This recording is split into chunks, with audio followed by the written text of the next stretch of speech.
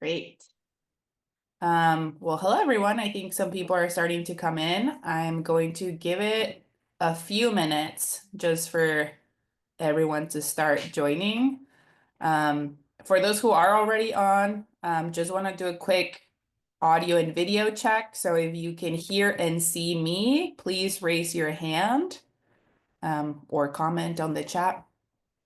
Just let us know you see us. Thank you. Perfect. Thank you, everyone. So I think people are still starting to trickle in, so I just kind of go ahead and get started. Introducing people. Thank you, everyone that's commenting and raising their hands. I appreciate you letting us know. So I'll get started. My name is Gretel. Welcome, everyone. We are extremely excited to have you here today and have this set of speakers for you today. We are especially excited to host this workshop in collaboration with UCSD's Office of Innovation and Commercialization and the Brink. I think you all come from all of our different organizations. So I think before I introduce our wonderful speakers, I'll like to talk a little bit about all of us. And then I think our speakers can also talk a little bit more about their own organizations when they start to speak and share about themselves. So Connect is a San Diego nonprofit. Our main goal is to help entrepreneurs scale through different programs, which include mentorship, education, workshops, and specialized office hours such as legal or SBIR office hours. All of it is free for you all. We do have a partnership with NIWIC Pacific under NAVWAR to support their SBIR and STTR program, which is how we can bring these workshops to you as well. A little bit about UCSD's Office of Innovation and Commercialization. Their goal is to align resources to encourage and support an innovative community with their students, faculty, staff, and other advocates. Now for the Brink is also an innovation-focused SBDC that provides free, confidential one-on-one advising and training events to all of you to help you access to capital and build investable companies. So I think if you took anything from that, is that we're all really here to help and to help our region succeed. All of us have different resources, and I think if you have any questions, put them in the chat, and whether we get to those today or not, we'll make sure we send you more information on our organizations. So now for our speakers, thank you all for being here today. Super excited to have all of you. I'll get started kind of in order with how we're gonna have the agenda today. So we have Shadi Azum. He is the NAVWAR's SBIR STTR Program Manager. He's gonna be speaking about the Navy's SBIR and STTR program. Sam Subarao, he's the Senior VP of Bascom Hunter's Tech Division. He's going to be speaking about his organization's success with SBIRs across different agencies, not just Navy. We have Matt Hutton. He is an advisor with the Brink SBDC with tons of experience writing SBIR grants. So he'll be sharing a lot of tips on that. And then we're going to hold the questions till the very end, which Jacques Shirazi, the Director of Student Entrepreneurship at UCSD, is going to lead. So I think without further ado, Shadi, we're just going to get us started. For all of our speakers, we're probably going to turn off our cameras while Shadi speaks and kind of take turns doing that. And then, yeah, I'm going to share Shadi's presentation. So give me a second. And while I do that, Shadi can introduce himself. Thanks, Gretel, and thanks for everyone here. Hi, everyone. Just as Gretel mentioned, my name is Shadi Azum. I am one of the 8 Navy SBIR STTR program managers, but we are, as I once quoted at a panel at FCO West 2025 that was here in San Diego, apparently we're a wolf pack, and that's stuck with a lot of people. But essentially what that means is if you reach out to any of the Navy SBIR program or Navy SBIR program managers, regardless of which command we come from, we could speak on general how Navy SBIR works. So we wanted to give you a quick program overview to kind of set the stage and some context for our fellow speakers. And let's go to the next slide.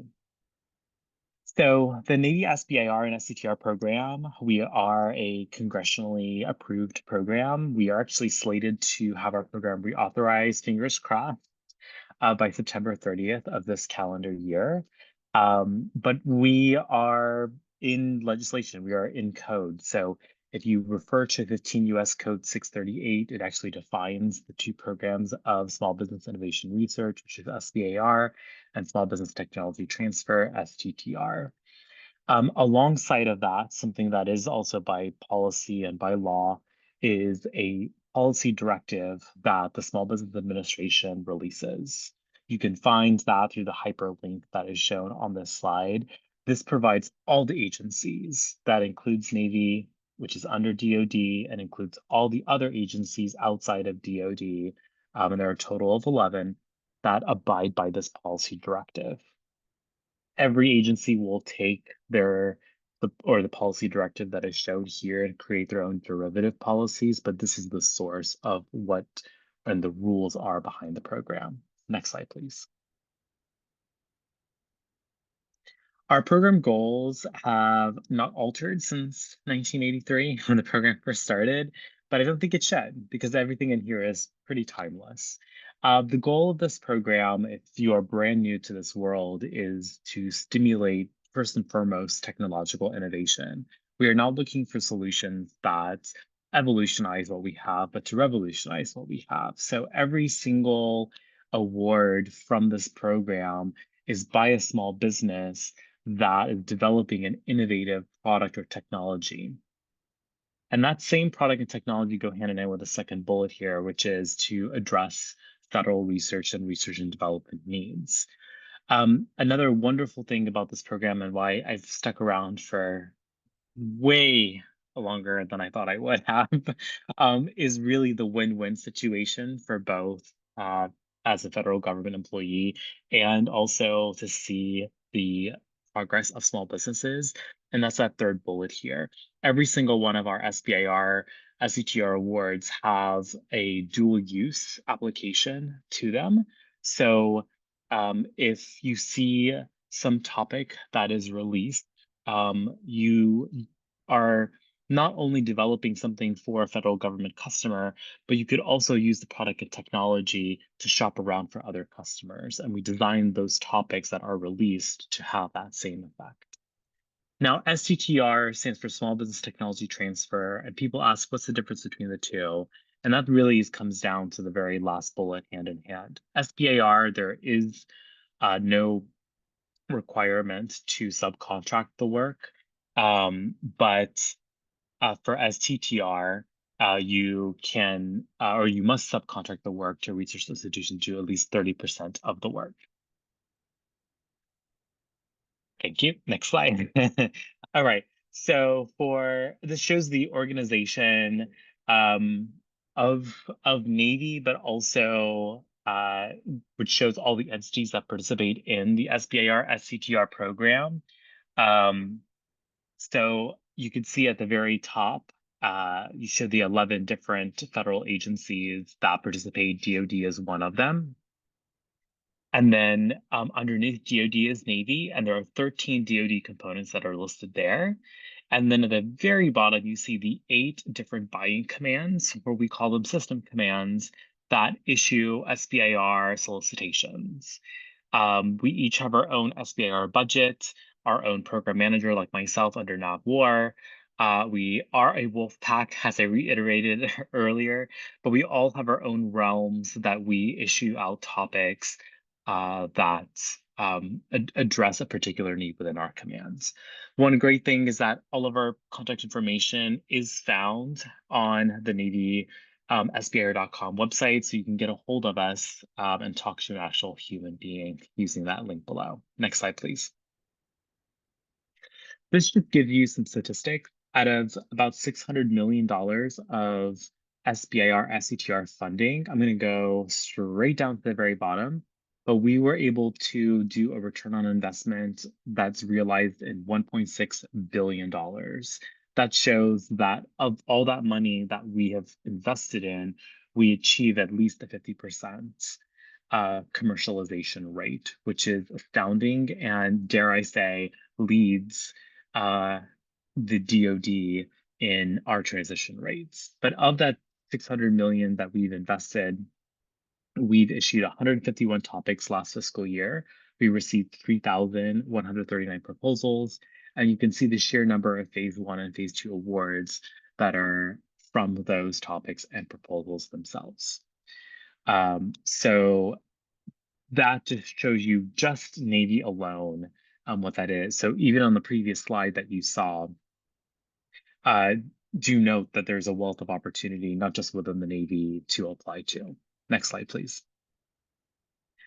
This shows our phase structure. If you're familiar with the SBIR process, this should not be new for you, but I do want to point out a couple of things in the interest of time. So we have three kinds of topics that you can apply to if you're a small business. The first is our most common one called focus topics. Those companies that submit to those topics start at phase one. Those are specific, as the name suggests, it gives you a specific problem that one of our program offices within our commands is looking for. They are acquisition aligned, and I have a slide as to why, or one of the things that makes Navy a little bit unique, but they are aligned to some program that's championing that. We recently introduced something called open topics. Open topics allow a broader aperture of what we are looking for to let companies tell us what we need based on that priority. We do release open topics every year, but once a year, in contrast to our focus topics, which is now on a monthly basis. And last but not least is our direct to phase two topic that you see on here, which, as the name suggests, goes directly to phase two. The companies that submit to those kinds of topics have to showcase some phase one type of work that has been done before in order to be eligible to receive an award pending an evaluation. The last, but certainly not least thing that I want to point out on this slide is our catapult opportunity. This is the marketing term that we've termed in the Navy. I think it's a wonderful term. But if you've heard from the Army's variant called Catalyst or StratFi, TACFi from the Air Force, it's essentially the same thing. Anytime you are a small business that has received a phase one or a phase two award and gone through that competitive procedure, as long as it's a funded award and it's related to what our command is looking for, you have an opportunity to go straight to a second phase two award with us, assuming you don't cross the phase two limit that SBA puts out. So if you, for example, you received a phase one and a phase two award from Department of Homeland Security, and let's say it's in cybersecurity, one of our commands deals with cybersecurity, and that's something that we are looking for, we can go and give you a second phase two directly without competition because you've gone through that competitive procedure. So the best way to take away for Catapult is retain your SBIR or SCTR portfolio, because that's something that can be used to shop around for other government customers like the Navy. Next slide, please.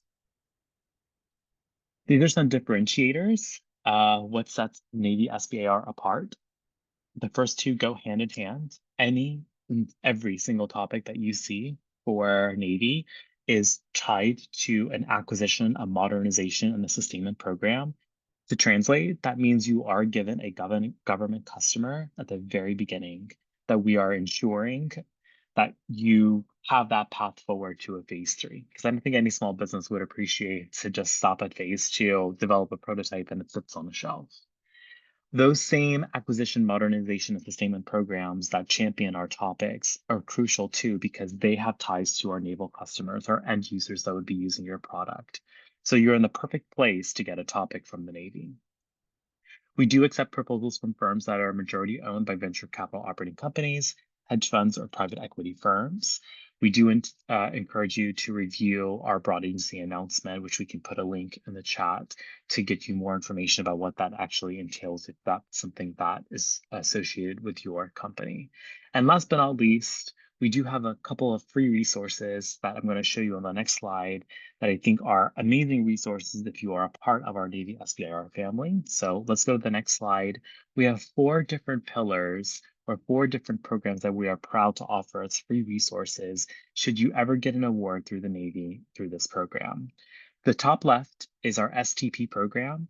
We've done this for over 20 years. Anytime that you've been awarded a phase 2 award, we will ask you if you'd like to enroll into an 11-month funded program by us, where you're paired with a business consultant. And at the very end, you have the opportunity to showcase your work at particular outreach events, just like the one at FCO West 2025 that I alluded to earlier. On the bottom left-hand corner is a free resource that we offer that demystifies experimentation within the Navy. If you've heard of Valiant Shield or China Warrior, these are formal experimentation events that give our programs that yes or no decision-making process. So to help navigate that realm, we established a group of resources to help you with that. We even have a guidebook, I think, on our NavySBIR.com website that can help you navigate what experimentation means to take your prototype and test it on an operational facility or an operational environment. The last two, or the other two, I'm just going to gloss over in the interest of time as well, are things that we do to, I think, help you in commercialization and in small business growth. Our 10-month program called Navy Launch are specifically designed for startups and folks that have never done any business with the government. So it really just helps you kind of identify key components like identifying the market size or finding other potential government customers for you. And our private capital education is a new 3-part bootcamp series that we've introduced where it demystifies what it means to have private capital. And I think a lot of companies shy away from that terminology because it somehow forfeits or indicates that there's a forfeit of ownership of a company, which this bootcamp kind of helps get those answers for you. All of those programs that I've just glossed over can really be found on the NavySBIR.com/programs website. On our next slide is how to participate. I won't go into too much. Hopefully these slides, I think we will have these available for sure, but you can go and visit the links. We give you a general process, like to first determine your eligibility, to find where our topics are located, and then we have templates that you can follow to actually do apply for that. So this is a great sort of helpful like cheat sheet you can like print and post in your cubicle or office to kind of get started. And finally, I think our next slide shows how to stay in touch with us. There is a group email address for all of NavySBIR.com, but we also have, like I mentioned before, ways for you to contact us through direct email addresses to the individual commands. Please visit NavySBIR.com as your one go-to shop on there. And then last but not least, we try our best to be on top of social media. So we are on LinkedIn and we're on X to notify when we're at certain places. We just did coverage at CES in Las Vegas, which was really a wonderful opportunity, but you could follow some of the progress that we've made or find where we're located and come to see us. And on the right-hand side, please do subscribe to some of our newsletters that we do have that really do supplement information about this program. You could see some transition successes, especially through that newsletter on the bottom right-hand corner. Those are really helpful to kind of get some news that's happening around our realm. And I think that might be the end of my briefing slides. Thanks, Gretel. Thank you, Shadi. That was extremely informative. I think there's a good amount of questions. You will receive all of the slides. We also are recording this workshop, so we'll make sure our team sends you all that information once the workshop has concluded. So I think now that Shadi has finished, like we said, the questions will be answered at the very end, but we'd like to welcome Sam on to go ahead and talk about his experience working as a business with SBIR. So once again, once he introduces himself, I'm gonna try and share his slides without any tech issues. All right, thank you, Gretel. As Gretel said, my name is Sam Subrow. I'm Senior Vice President for BH Tech, which is the defense electronics side of Bascom Hunter. So today I'll talk a little bit about Bascom Hunter, how the SBIR program has benefited us, things that have helped us be successful in the program, how to find transition opportunities, and a case study of a specific SBIR program that we've been able to transition from a phase 1 to phase 3. Next slide, please. So Bascom Hunter started in 2010. It was started by a professor from Princeton University and a director of business development from Airbus, who were looking to bring new technology and capability to the aerospace and defense industries. We have two main divisions. Excelero is our environmental control systems division, and BH Tech is our defense electronics division. We have a number of product lines within there. So in BH Tech, we make systems. We do RF front ends. We have mixed signal products, which include some photonics-based products. And we do digital products, which include some neuromorphic processors. And on the Accelero side, we make systems as well as components for environmental control that include high-speed compressors and low-noise fans. We're headquartered in Baton Rouge, Louisiana. We also have facilities in Phoenix, Arizona, St. Louis, Missouri, and Frederick, Maryland. And we're about 85 people right now. So with that, I'll move on to the benefits. Next slide, please. So I'm going to highlight just a few benefits that we see. Obviously, I think there are plenty of others. Shadi alluded to this about government funding and the dual use applications, and that's been really great. So this helps deliver capabilities to the Navy customer or government customer, while also increasing your internal capabilities and helping create core technology. And the government's looking for this sort of commercialization and dual use, and we've been able to combine that with internal investments to help create products that can be sold to other primes or commercially. The other thing that's nice about it is that your data is protected by SBIR data rights, so your work can't be taken and just handed off to another company. There's also the potential to get production contracts. This can help your business grow and help you get return on your investment. And because it's a competitive process through the SBIR phase 1s and 2s, you can get into a sole source production contract, which can be pretty useful. And that contract vehicle has a lot of value as well. So one is that it helps the government procure and develop capabilities within the scope of the SBIR much more efficiently. But it also allows you to team with other companies that might have technologies that produce synergies with what you've got and help bring a better solution overall. And finally, it gives you closer access to the end customer, and you're able to get the voice of the customer that way. Gives you a better understanding of the mission needs that can influence not just where you're going with the SBIR, but also potentially where your products and your company investment is going, influencing the requirements associated with some of those products. And it can also help you get a better picture of the broader application in which your product or solution fits, a better understanding of operational plans, ConOps, things like that. Next slide. So now I'll move on to some of the keys to success for us within the program. I'll just talk about 6 keys that we think are important. Agility is pretty important from our experience. Sometimes you're given a set of customer needs initially, and as you work through the program, you start to realize that there's maybe some sort of shift to that. And so just not necessarily being set on a particular technology or particular way of approaching it, being flexible on that can be really helpful. Also identifying transition opportunities earlier. I'll cover a little bit of that in the next slide, but essentially if you can identify those opportunities early, you can adjust what you're doing and where you're focusing to secure the next round of funding. Perseverance is also really important.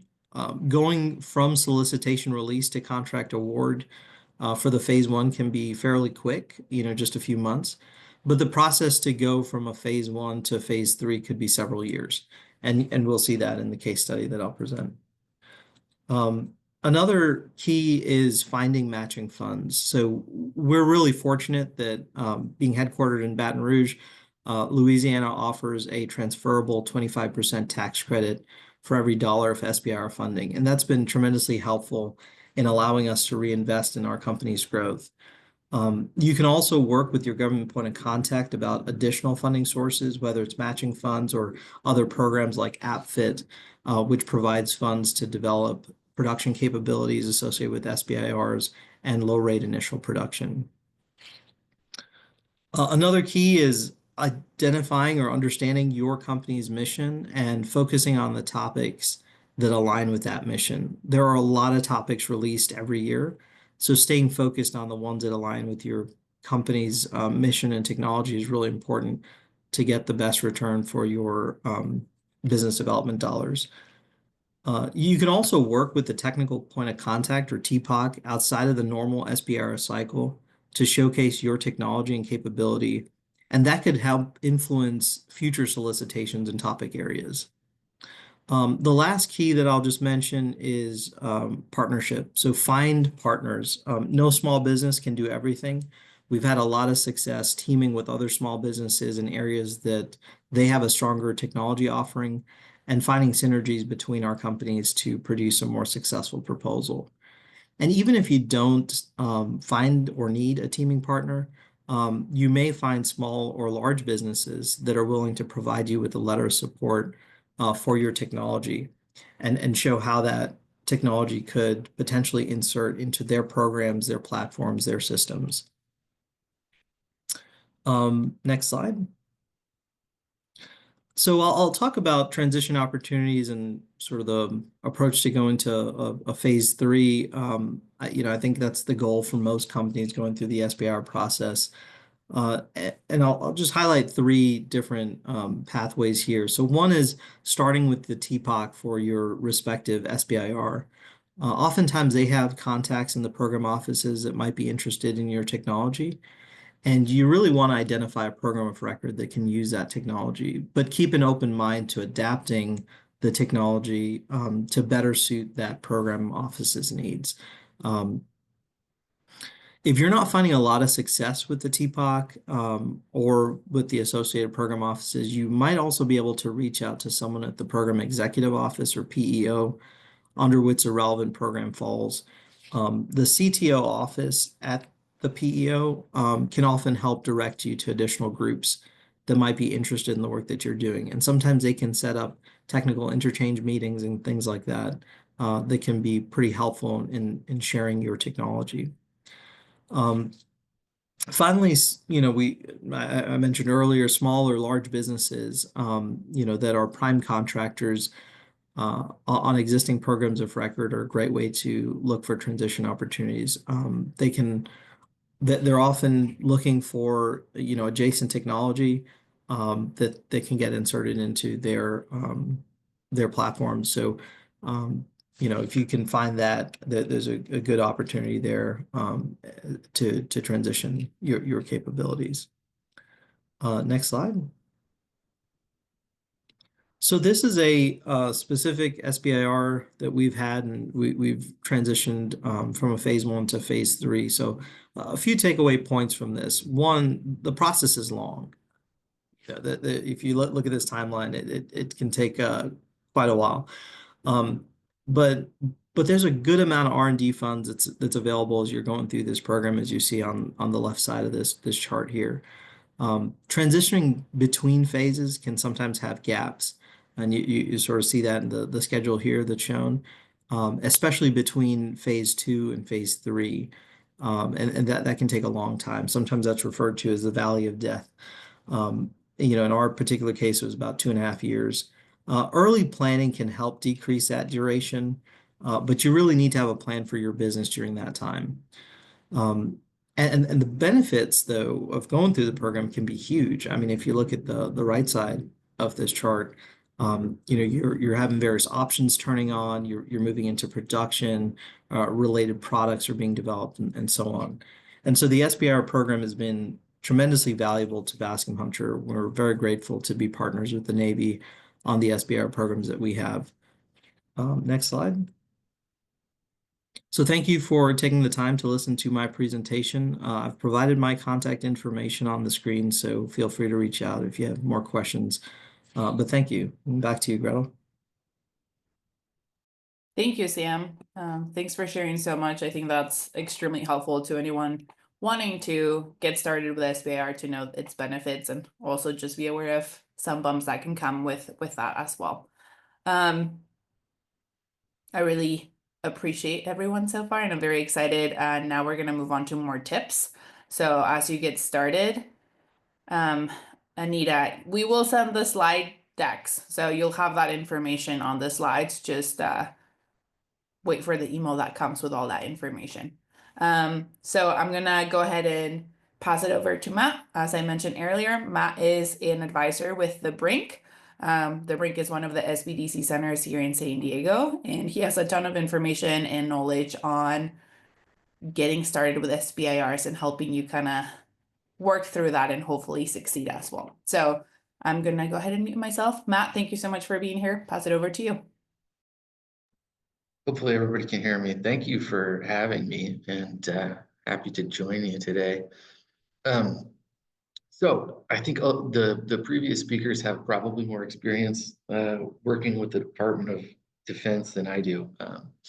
But I have a background working with a variety of agencies. So I spent a lot of time at a consultant that did a lot of SBIRs, participated in a number of program reviews back in Washington for several of the SBIR granting agencies, and kind of got to know the program that way about 15 years back. And for the last 10 years, I've been working with a few of the SBA branch offices in California with a variety of clients and helping them kind of learn to navigate the SBIR program. So I'm going to be talking just a little bit about like general tips for approaching grant writing, and specifically for the SBIRs.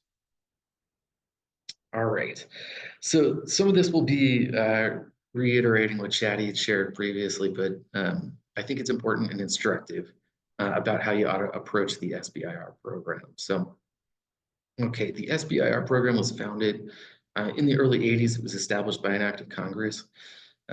11 agencies participate. So as Shadi indicated, they're kind of all doing the same or following the same program architecture, but they're each going to have their own personality and spin on it. The mission statement of the SBIR program broadly is to fund a diverse portfolio of startups and small businesses across technology areas and markets to stimulate technological innovation, meet federal research and development needs, and increase commercialization to transition R&D into impact. Okay, I wanted to take a couple seconds and just highlight a few pieces of this, because I think if you're coming from a smaller contract world, or an academic background where you've done other types of grants, the SBIR may be a little bit different. And I think this really should instruct how you approach the program. So just highlighting a few key points here. Number one, diverse portfolio. So in all of these programs, including the DoD, the goal is to build a healthy ecosystem of innovators in the technology space. So what helps government do that is funding different types of companies that are involved in this space. They want new companies, smaller companies that aren't necessarily incumbent contractors. They want those too, but they also want new companies to be involved. So you should approach this grant program thinking about what sets you apart from others in the space. Be ready to compare yourself with your competitors, with competitive teams, understand why you're different, how you're different, and what value that might bring to the agency that's soliciting the work. Okay, the second one, small business. So this is, again, a requirement of the SBIR programs. You need to be a small business. This is intended to fund anyone from like garage scale up to, I don't know, at the high end, maybe 100 employees or something like that. But what I really want to highlight here is that single founders can and do get funded through this. So it can be a good kind of introduction to the federal contracting and grants ecosystem that's meant to be somewhat approachable for applicants that aren't so experienced in this area. Okay, third thing, technological innovation. This is key. This is what authorizes the agency to spend money on your project. So you should approach this grant application process thinking about how you're innovative. Okay, if you're just doing something that a large incumbent can do, but hasn't done it yet, then maybe it's not appropriate for the SBIR programs to fund. Each of the agencies is going to have a little different interpretation of what innovation is. So I think it's really, really important to kind of be attuned to what the agency is looking for, how they're looking for you to be different. You know, the innovation at the National Science Foundation might be a little bit different from what innovation means at the Department of Defense. So try to pick up on some of those things and build them into your application. Okay, federal R&D needs. So you need to be responsive to government priorities, technological priorities that have been described by the government. At various agencies, there's going to be more or less detail around this. So some of the agencies are very specific about what they're soliciting in an SBIR project. Some are very broad. You again need to be attuned to that and be addressing it in a way that speaks to the agency. It gives you the best opportunity to receive funding for your proposed project. Okay, next, commercialization. What constitutes success in the SBIR programs is business growth. So the goal is to give a little bit of money to a company that's innovating in some technology space, and then have the company, you know, grow wheels of its own and take off and start to build economies in this space. We want a healthy ecosystem of contractors and of innovators. So that really is the goal. You should write your application with that in mind.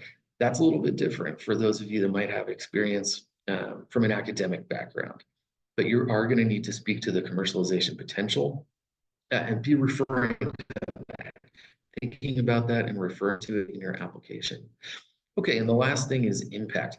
So regardless of the agency, you know, they want to know, is this technology or process or product that you're developing, is this going to be more broadly applicable than just the first kind of case that we've identified?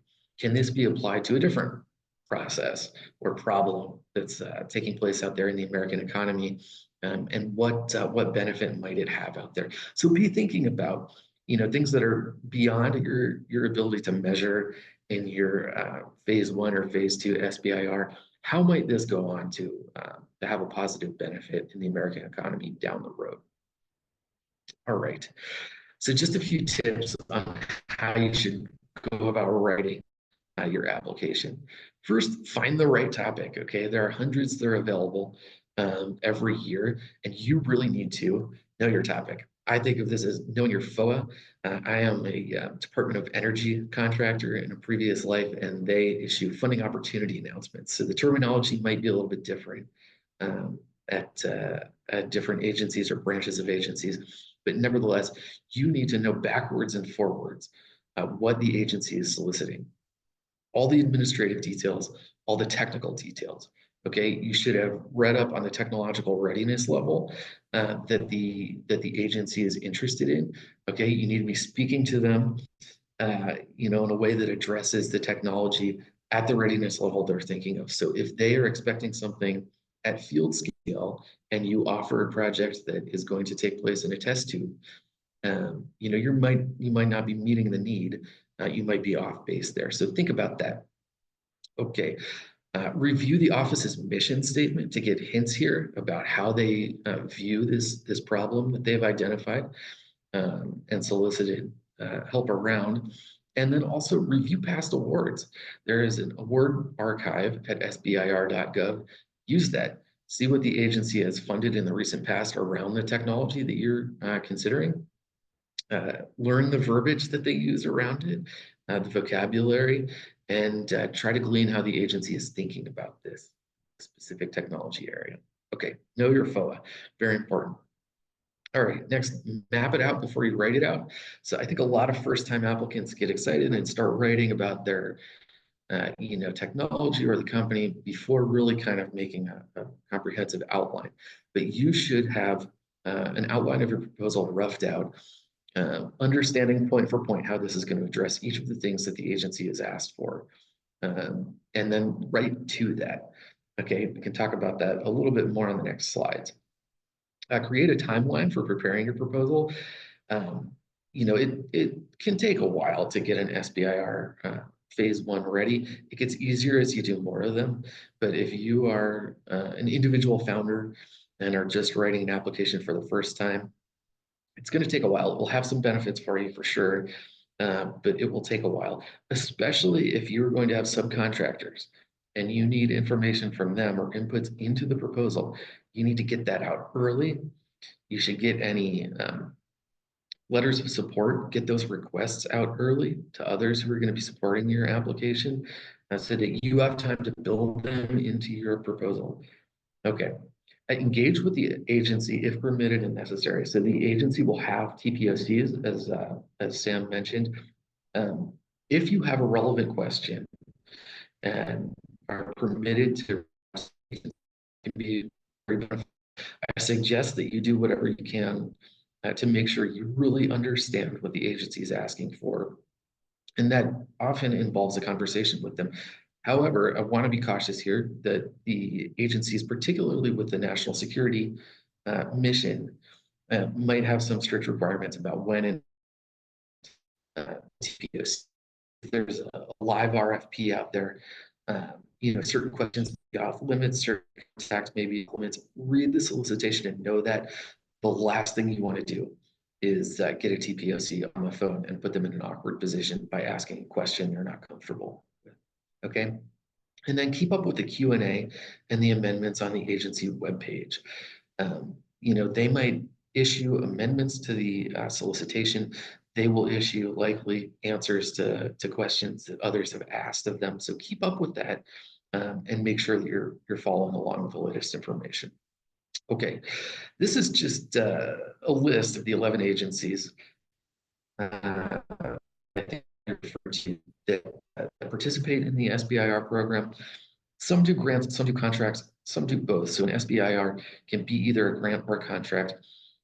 Usually with a grant, it's a little bit more open-ended. You might be working toward answering like a research question and working toward understanding a little bit more of the basic science. With a contract, there are likely to be more well-defined outputs at the end of your SBIR project. So understand that. Understand, the culture of the agency with respect to SBIRs, and again, be speaking to that. Also, one thing I want to point out, there are all these agencies, they have overlapping technology responsibilities. So really hit the SBIR.gov award data archive and understand why you're applying to the agency you're applying to. And even within the DoD, why are you applying to one command versus another? Why are you responding to one topic area versus another? Get that really straight in your head before you apply, and make sure that you're applying in the right place. Okay. Map out your proposal. I just wanted to share a little tool that I used to kind of outline my proposal efforts when I was doing a lot of proposals. Just write it out. Write out all the elements. Okay. And then what I've got here is just highlighting the top row here. So all the different categories. I'm going to document the name of the document, the owner who's working on it. Is this something that's going to be loaded into the web form, or will it be a separate file, page or character limits, the completion status, file format it needs to be in, the file naming requirements, all these things. Write yourself a little map of this proposal so you don't get twisted around, especially if you're a first-time applicant. It's got to keep straight. So use a tool like this to help outline the proposal for you as you put it together. Okay, in terms of the tone of the application, I'm going to bring in a term called grantsmanship, which is effectively and often repetitively conveying what you will do and how it will advance the science or address the problem. Okay, so put yourself in the mind of a reviewer. They might have a stack of 10 or more of these that they're trying to get through in a day. Okay, so the information needs to be where they expect it to be. You shouldn't send them on a goose chase to find what they're looking for. And it's okay to be repetitive, very explicit and repetitive in how this is meeting the agency's needs. Okay, use short sentences, 10 to 20 words often per sentence. Avoid unnecessary words. Okay, you're not writing poetry here. The paragraph's short and focused to one idea. Organize it per the solicitation. So you're going to have in the solicitation something that's fairly prescriptive about how you're going to write your project narrative. Follow along with that. You will also often receive eval criteria. Shoehorn the eval criteria into your application and explain positively how you're meeting each of those evaluation criteria. Cue the reviewer to realize that, hey, this person is responsive. They're really understanding the needs of the agency and explaining how they're going to meet them. Okay.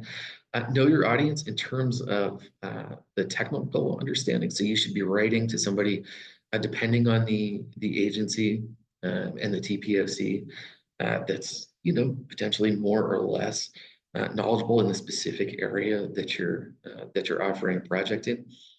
Don't use too many acronyms that people are going to have to go looking for. Don't use weird text effects or hyperlinks. Okay, you should not be sending a reviewer a homework assignment to go look at something on the World Wide Web. You should provide them all the information they need within the four corners of your application to understand that this is a responsive application and be able to have enough information to recommend an award. Okay, do not repeat the requirements verbatim. If the DoD solicits a project and says, I want you to build me a rocket ship, and your application just says, I'm going to build you a rocket ship, that is not sufficient. You need to explain how you're going to do it. Convey that you understand what the need is and have a plan to approach it. So definitely use the keywords, okay, but do not just reflect verbatim of what their requirements are. Okay, include diagrams, Gantt charts, tables as necessary. That can be really helpful to help people understand your work plan and how you'll assign different roles within the project team. Include citations. Okay, so let others make your case for you, especially agency citations as possible. And again, use keywords. Okay, and then last thing, just some parting tips. Make sure the project works for you. One pitfall that I see with first-time applicants a lot of the time is they will propose a project that is smack dab in the middle of their kind of critical path for their company. And then guess what? You submit this project and you're waiting a few months to know whether or not you've been recommended for an award. That can get you hung up and not knowing whether or not you can go ahead and do the work that you need to do. So what you want to do is set aside something that's maybe important to your mission of your company, not absolutely central in a way that would arrest any progress while you're waiting to hear about the award and then to do subsequently the contracting. Okay, tell the story of the project. Focus on the impact. So the story is, hey, I'm going to take this small amount of dollars. I'm going to develop this technology in an area that you are interested in, and then it's going to go on and have this bigger impact. Focus on the storytelling element and really explain what the impact of your proposed work is going to be. Don't go overboard in phase one on your work plan. I see a lot of phase one drafts that have much too complicated work plans. Keep it to the point. A phase one project is 6 to 12 months. Okay, you should have, I don't know, a handful of tasks, and each of those tasks should tie really clearly to the objectives of your phase one project and to the solicitation requirements of the agency.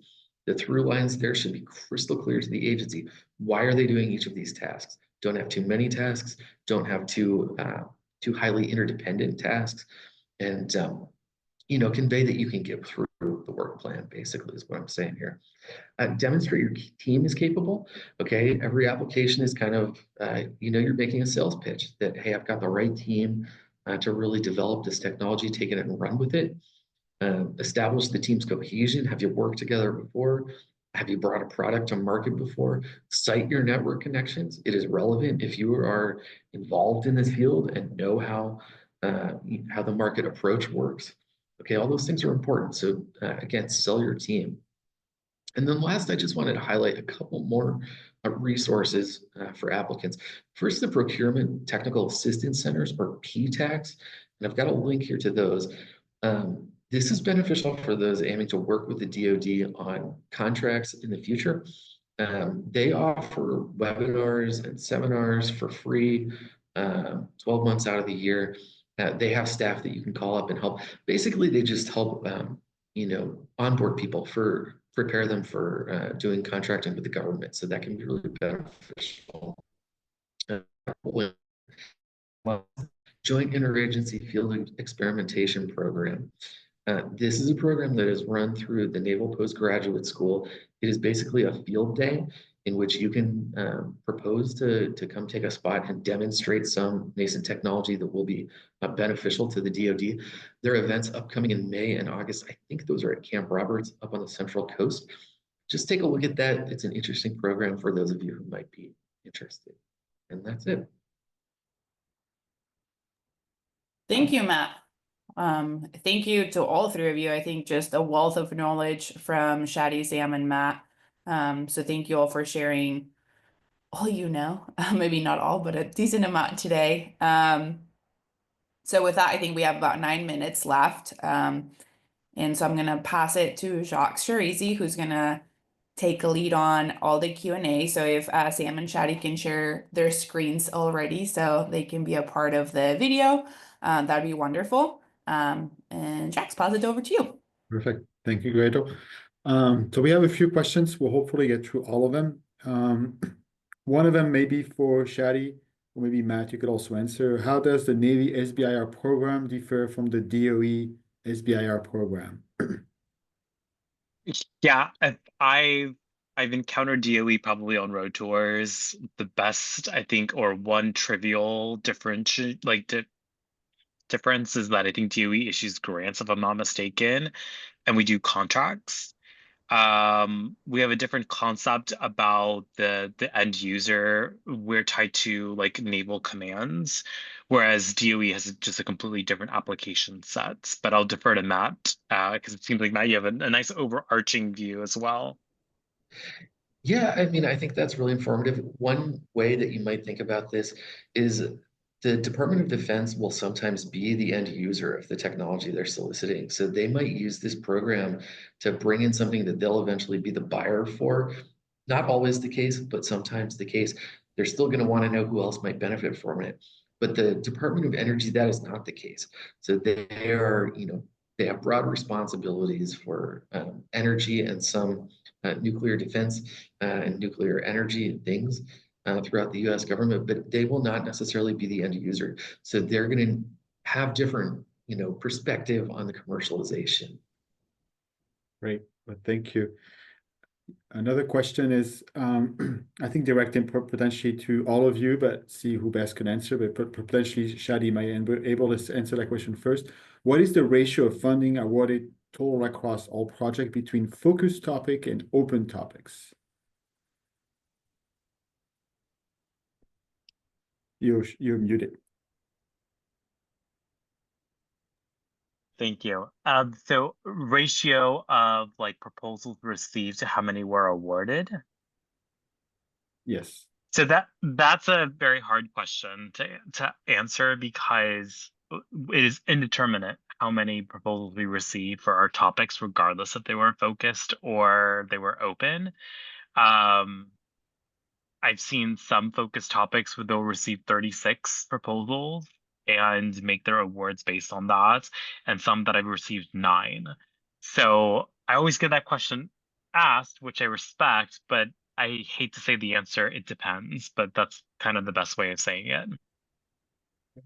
Thank you. I have a question.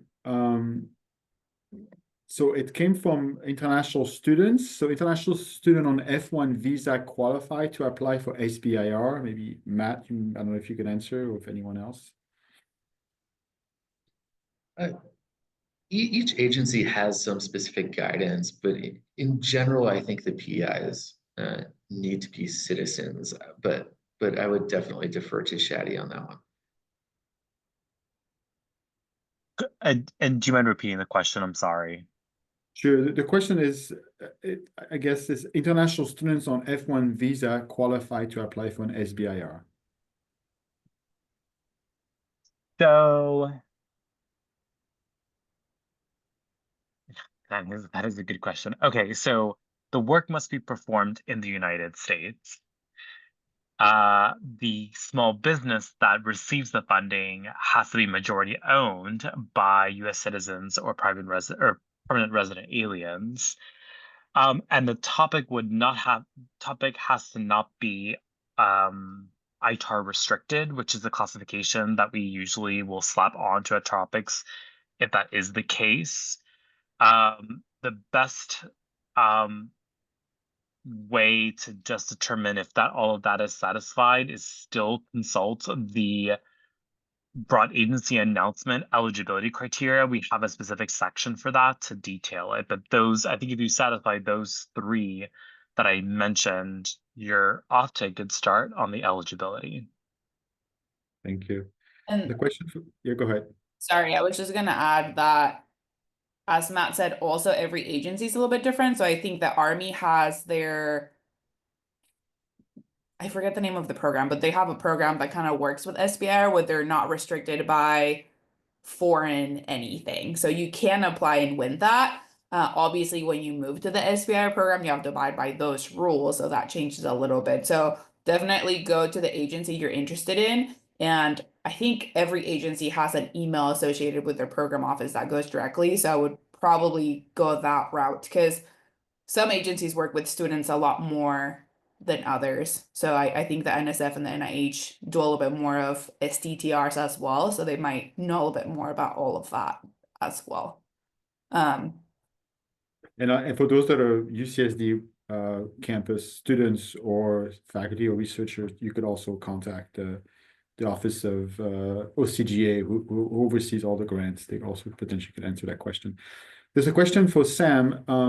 Would you like give us a little bit more information on how the company grew? The question is, did it start from a single SBIR, or did you do the SBIR later on as a later phase of the company? Would you mind maybe clarifying that? Yeah, sure. So, yeah, we had started the company, and there was a collaboration between the research lab at Princeton that the professor runs and the company, so that intellectual property coming out of that lab was exclusively licensed to us, and so we were able to use that to go after some SBIR topics early on. The growth of the company wasn't sort of in a linear fashion after that. You know, there was some growth through SBIR, there was some growth through product development internally, as well as acquisitions over time. Thank you. There's a more specific question. I think this might be directed to Shadi. What was the reason for going to monthly BAAs for focus topics? You did, To sorry. what kind of BAA? I'm sorry, I didn't understand that. Focus topics. So why did they stop the BAA cadence of 3 times a year and now it's monthly? Right. Got it.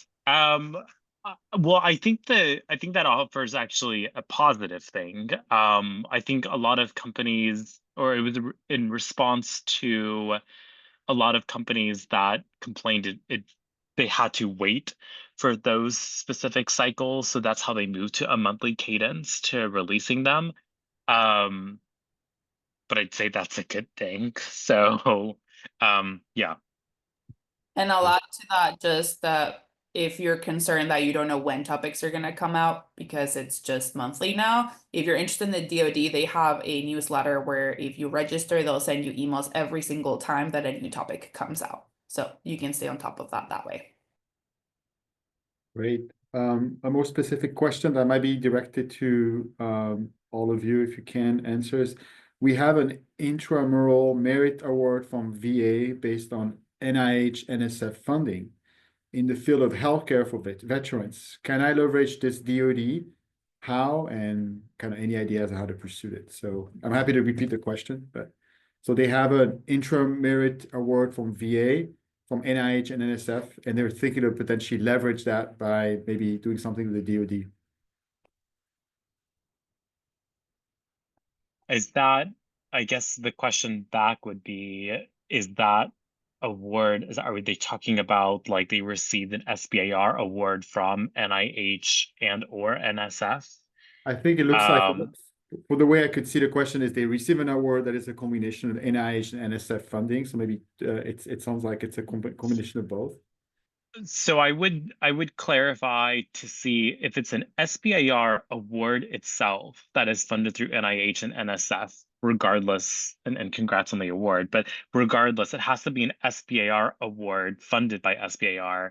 You can leverage that through the DoD through like the Catapult or the Catalyst or the Tech by Strat5 that offers or is offered by our programs within DoD.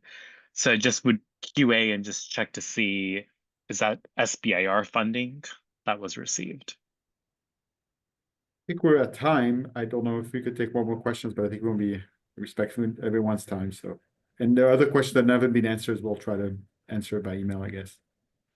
Yeah, like I said, I'm extremely thankful to all of you for being here today. If you can stay another minute or two, we can finish some of the questions. If not, once, like Jock said, we're respectful of your time as well. Everyone okay with one more minute? Just, okay, great. Go ahead, Jock. Sure. I'm going to go through I'll, specific questions. So, so there's a question here for academic connected applicant. Is there any advantage or requirements to having the proposed SBIR proposal stem from ONR 61 funded research?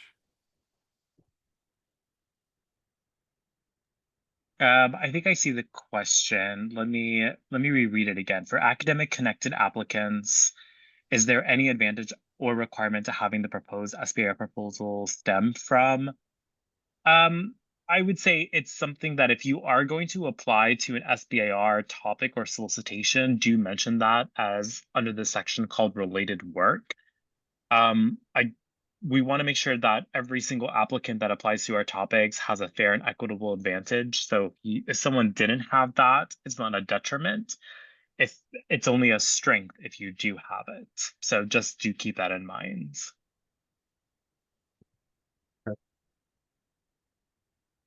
There's another question. Will the indirect costs be paid in forthcoming SBIR solicitations?